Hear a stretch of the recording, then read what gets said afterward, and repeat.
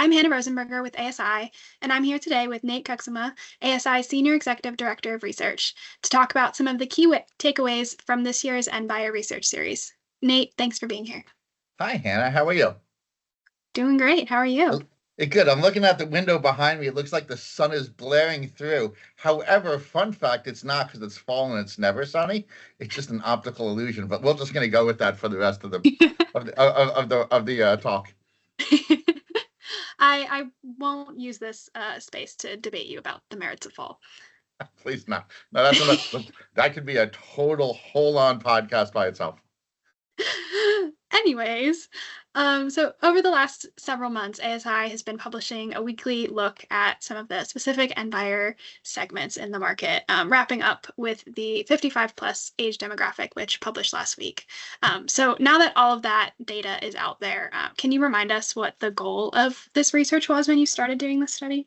Yeah, for sure. So, when you look at the promotional products market, right, there's look at like the life cycle, the supply chain, so to speak, of it, right?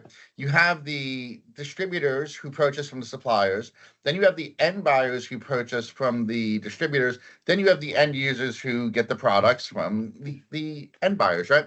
And we do a lot of research amongst distributors, we do a lot of research among suppliers. And as part of our ad impression study, which we'd been doing for many, many years now, well north of a decade up through the last iteration of it in 2023, we'd been doing a lot of research with consumers. But what was always missing from that was end buyer research, right? So we knew that was a demand in the industry. There was something that people always wanted. It was something people always want to understand what's important to the end buyers. And they're challenging to get to, right? Like, you're trying to find, it's not quite a needle in a haystack, but it's maybe a nail in a haystack, right? It's hard to find the right people.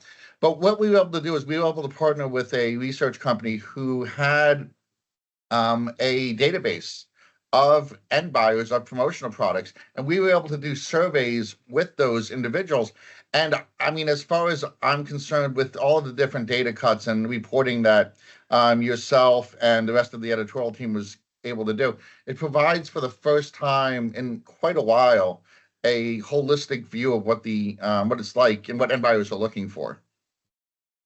So kind of, speaking of the data itself and kind of what end buyers have been looking for, what parts of those findings were kind of in line with maybe what we expected, and what parts kind of maybe deviated from that and surprised us a little? I went into this study without any expectations, to be completely blunt, right? And the reason for that was I didn't really feel like I had a good handle on what it was. I didn't have a good enough of an understanding of what people were looking for. Like when you do research with distributors, and when I look at we do our state of the industry, I kind of know what's expected. But what I kind of saw was that it's not that end buyers are, as far as like things I found most interesting, it's not that like end buyers are what I would call like homogenous. You can treat everybody the same. But by and large, they're all doing the same thing, right? Mm-hmm. They're all looking for what is the best value that they can get and the best ROI that they can get from their usage of promotional products. There's going to be minor variations as opposed to like what products they're looking for, or how important are the environmentally friendly items, or but it really comes down to they're all looking for the same thing. I can tell you one thing that I found fascinating was when we asked people how satisfied were they with like the ROI they get from the usage of their promotional products, nearly was it 99 or 100% of people who said that they were satisfied with it. Pretty much. I think everyone was over 95. Like all of the individual groups were over 95%. Yeah, we're talking about age, gender, what industry they're in. Right? It was so that what company sizes they were in. It was encouraging to see that companies of all different sizes are also using promotional products. It's not just the largest companies. It was everybody from 10 plus employees all the way up to the ones that have over 1,000 and 5,000. So Hannah, you're new to the promotional products industry, relatively speaking. What did you find interesting from the study? Because you did a lot of the reporting on it. One thing that definitely surprised me a little bit, as like you said, someone who's relatively new to this industry and the whole process it takes to get promo ordered, was that So one of the questions that you asked was about like what are some important benefits for a distributor to have when you're working with them. And it Yep. really surprised me that the answer that was like doing all the work for you basically was like the least picked one for a lot of pretty much all of the segments from what I remember. I don't know why that surprised me so much. I think I guess I'm associating more like if you're using the service, you want the convenience of, just telling them what you want and leaving it at that. But I guess that kind of shows that the industry, whether you're on the end side of it or whether you're in the thick of it, like they want to have a say and be more involved in kind of I agree picking. with you. I would have thought that one of the key benefits that, the distributors could promote was like, I'm doing everything for you. And like, well, you know what? They don't want to be that far removed from the process. They still Hmm. want to say it. But where they could really benefit are things like, you know, informing them that, providing more value, providing better products at maybe a similar price. And also like saving time. I think that that Hmm. was also another issue because, you don't realize when you're entering into the world of like ordering promotional products, if you want to just get away from like doing very basic things, right? Hmm. It takes time to do, and there's a lot of work. And I know that if somebody were to say, I remember years ago, I had to order promotional products long before ASI, when I worked in education, and it was a lot of work. And this was before the age where, this was in the internet age. Let me be clear about this.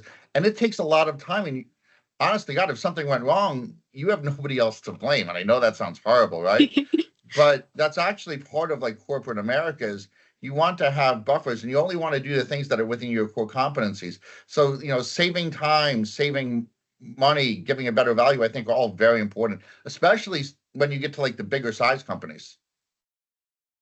So I guess now that everything is kind of laid out, all gosh, I don't even remember how many there are, like 25 or 26 segments. Um, do you think there are particular markets or particular questions that distributors should be paying special attention to, maybe when comparing between end buyers or just looking at the study as a whole? Yeah, I definitely think there should be. And you know what I would think though, like there's some things that you should always be reviewing, right? Hmm. And let me give you an example here. We have, I believe it was 8 different industries, correct? There was 8 different industries. So what I would say is, if you're going to meet with a client in one of those eight industries, like let's say it's construction, manufacturing, education, healthcare, um, just look at that quick. Just take a look at it. It's all encapsulated basically in one article in one infographic, so you can look at the key points there. So when you're going in there, if you meet with a client and they say, "Listen, we really don't know," you can make informed recommendations about like what types of products they might be interested in. How interested would they be in environmentally friendly products? You can speak to the things that they're most looking for, like they may be very, that industry you're going to might be acutely sensitive to providing the best value or providing better quality. You can speak to that. So I would say start always with the industry views. They're clean. They're cut in such a way that they can be used on a very individual basis by distributors without knowing how old it is, like we do for some of the demographic breaks. Those are interesting, I think, just to understand maybe how different generations Hmm. approach promo. But that's not always going to be the best way to, you can't really use those necessarily on an initial client meeting.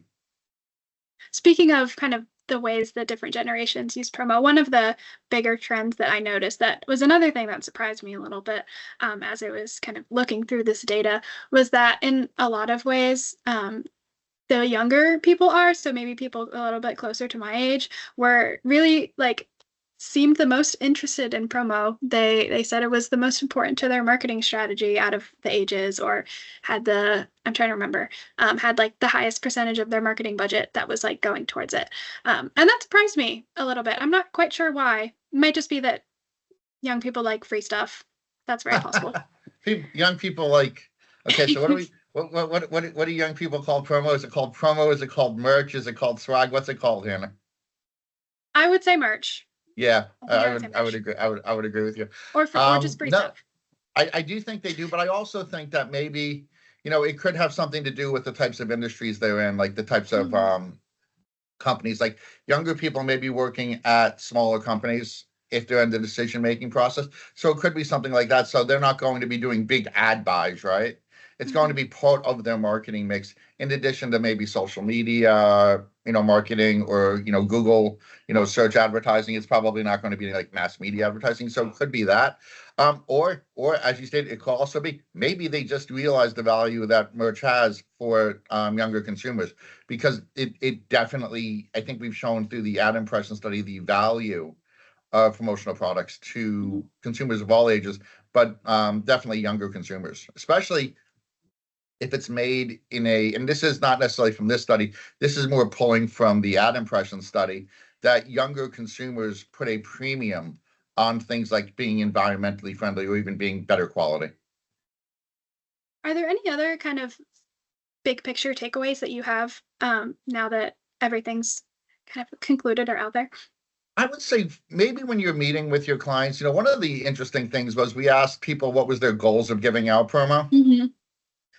And it's it's not really, and I think if people think about advertising as a whole, right? Hmm. People say, well, what's the purpose of advertising? I think if you ask an average consumer, they may say, well, the purpose of advertising is to grow a company's sales, Hmm. right? That's it. Everything matters down to it. It's not necessarily true with a lot of advertising. I don't think it's necessarily true with promo either. Really, Hmm. what you're doing is you're trying to keep your brand top of mind with the consumers who are receiving your products, but you're also trying to increase your overall brand awareness. Like I've talked sometimes with clients in corporate entities, right? Not outside of our industry. And they're always like trying to compare promo to, you know, digital advertising like Google. And I'm sure, and I know for a fact that distributors run up against this every day, right? And I know that they probably just want to bang their head against the desk. And I get it, But I think what the real trick here is realizing that end buyers that were in this study recognized that one of the primary goals they had of giving out promo was to increase brand awareness. So really hammer into that. You're not increasing brand awareness by putting up a Google advertisement that one person's going to see and probably annoy them, right? But you can increase your brand awareness by giving out a really quality piece of merch. See, I'm going to bring myself to a little bit of a younger demographic. And if it's a high quality, and especially if it's environmentally friendly, which is what younger consumers, we've learned from our ad impression study, prefer, it has an impact, and it can and really should be a vital part of any company's marketing mix. So you're not, I always say you're not trying to compete with digital advertising. They have tracking on it, right? They have tracking on every click, every dollar spent. It's not the purpose of this. This is an overall broad reaching effect that you're trying to get here. And that should be a vital part of the marketing mix. And I was very, very, what's the word? Enthused, I guess, that the end buyers we spoke to actually recognize that. Hmm. Talking of kind of, maybe there's some of those environmentally products. One thing that I was thinking about, and I may be curious about moving forward with some, if we're talking environmentally friendly, if we're talking made in the USA, if we're talking like socially responsible products, Mhm. is the end buyer study that just concluded specifically asked, like, would you pay more for these types of products? Yeah.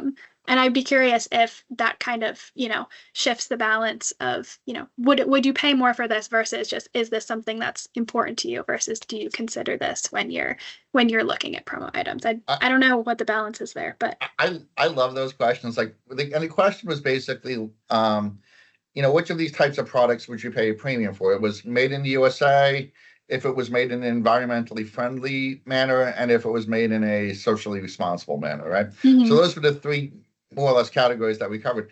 Um, I think earlier we were talking about, right? You asked me the question of how to use this, right? So made in the USA was one of those that we asked about. And one industry that topped that list on like that would pay a premium for made in the USA was the construction industry. Mhm. And there's a whole, I don't know, a sales sheet, I guess you could say, right? A cheat sheet, whatever you want to call it, crib notes, going back in the days. on the construction industry. And so if you're talking to somebody who's in construction, realize that they may be willing to pay a premium for made in the USA. So you would definitely want to at least have some offerings when you're going over your product presentation with them, and that would be made in the USA, because that may really appeal to them. And obviously the same would go for environmentally friendly or socially responsible. Those I don't recall as being very, very different by industry necessarily, like construction was, but there's definitely going to be differences there. The trick is, and this is like preaching to the choir here, I know when we're talking to everybody who's listening to this, man, clients say they would pay a premium for it. The trick is getting them over that next step of actually doing it. So I think it's really just selling the benefits and selling the fact is that consumers that receive products do put a higher value on it. So make sure that you're using the data from this study and from the ad impression study and from all the other research we do, but specifically those two, to really kind of tell a cohesive story. Because yes, they're saying they would pay a premium for it. And if you show that consumers put a value on it as well, in terms of, especially the way that we do that study is we ask in terms of overall consideration to do business with the company.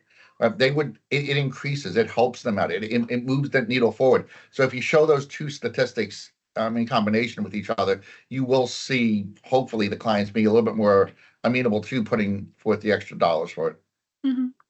Are there any other questions that you still have about end buyers, maybe that you would want to answer in future research, or I don't know?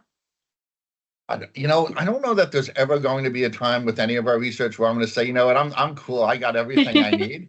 So the answer is, I think just getting to getting more to, like, I guess you could say, the emotions that they feel when they give out promo products, and understanding how that compares, how that compares to other advertising they do, and like, what do they see in the marketplace that encourages them to or discourages them from giving out promo. I know that there's been talk, and I don't necessarily buy into this. So this is like something where, again, I know I don't know everything. I know what I know because of the research we did, right?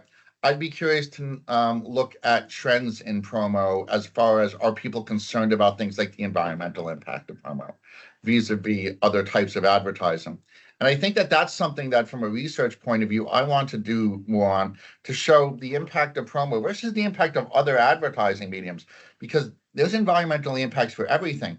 And I do think that the impact of digital advertising from a environmental point of view is not nearly spoken about enough, because people, it's online. There's no environmental cost to it. There's a huge environmental cost to it, and I think that that's something that, relative to promo, especially from a actual point of view, as well as from a perception point of view with end buyers, I really think I'd like us to dig into more. And considering you and I work on this, I think we can absolutely do that.